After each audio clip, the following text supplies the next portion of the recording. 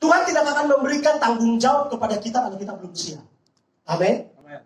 Maka dalam pelayanan ini, Tuhan butuh orang-orang yang pertama, dia harus siap. Orang yang menerima kuasa, itu yang pertama dia harus siap. Siap secara apa? Siap secara lahir batin. Siap secara rohani. Siap secara jasmani. Supaya apa? Supaya kita bisa memajukan pelayanan ini. Kalau kita tidak siap, minta maaf, Tuhan bilang ragu-ragu mundur. Tuhan tidak pakai orang-orang yang ragu-ragu. Amin. Tuhan butuh orang-orang yang siap. Tuhan butuh orang-orang yang siap. Maka di sini dia katakan, tetapi semua orang yang menerimanya diberi kuasa. Jadi waktu kita mau tanda tangan kontrak dengan Allah, waktu kita mau tanda tangan kontrak dengan perusahaan, itu pasti perusahaan akan menanyakan kita, kau siap bekerja di sini?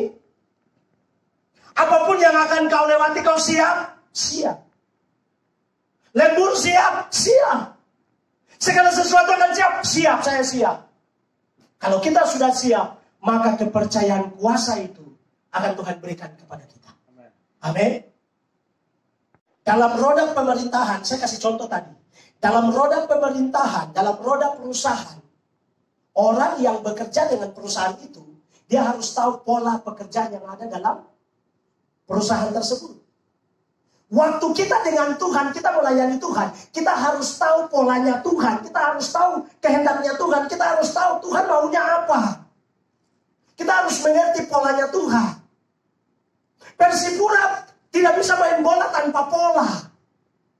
Mereka tidak akan menang kalau tidak ada pola permainan yang baik. Maka Tuhan butuh waktu kita sudah siap. Yang kedua, Tuhan butuh kita mengerti polanya Tuhan. Kita mengerti kemana Tuhan mau bawa kita. Mengalir ikut Tuhan. Amin. Kalau Tuhan bilang kau ada di misi doa, masuklah di misi doa. Kalau Tuhan bilang kau ada di misi pelayanan, masuklah di misi pelayanan. Kita mengalir ikut maunya Tuhan.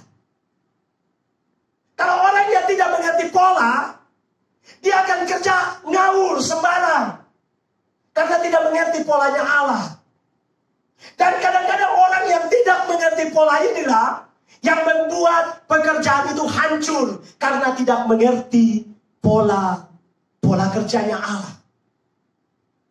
Saya kasih contoh simpel tadi, perusahaan itu. Saya mau kasih ingat jemaat di tempat ini. Kalau kau mengerti polanya Allah, maka Tuhan akan bawa kau untuk melihat perkara-perkara yang besar. Amin. Tuhan akan bawa kau untuk melihat yang tidak mungkin bagi dunia. Bagi Allah mungkin. Karena kau mengerti pola kerjanya Allah. Amin. Mungkin tadi kau hanya tukang sapu di gereja. Tapi tiba-tiba Tuhan angkat jadi pendeta besar. Kok bisa ya? Dulu dia hanya tukang sapu. Tapi sekarang kok dia jadi pendeta besar. Pendeta kaliber lagi bisa khotbah di mana-mana. Kita tidak tahu. Karena kita mengalir ikut polanya tuh Tuhan. 50 tahun, 20 tahun, 70 tahun jadi orang Kristen. Tapi tidak punya keteguhan di dalam Tuhan. Tantangan dia yang lari duluan, kasih tinggal gereja. Masalah dia yang mundur duluan.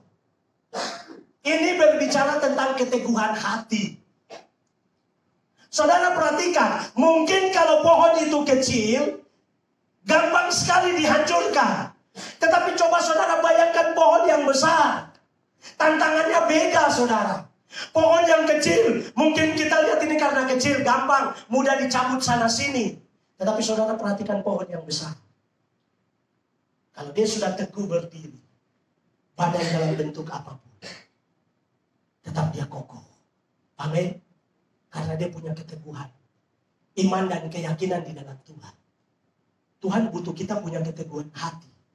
Artinya begini, jangan pernah meragukan Tuhan dalam kehidupan. Ketika engkau sudah percaya sama Tuhan, jangan engkau pernah meragukan kuasanya dalam kehidupan. Karena Tuhan akan bekerja lebih dahsyat dari apa yang kau pikirkan.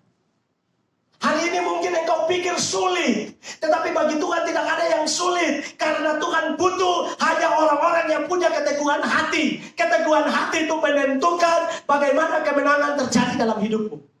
Amin. Iya. Ragu-ragu mundur. Kalau perusahaan punya istilah begitu.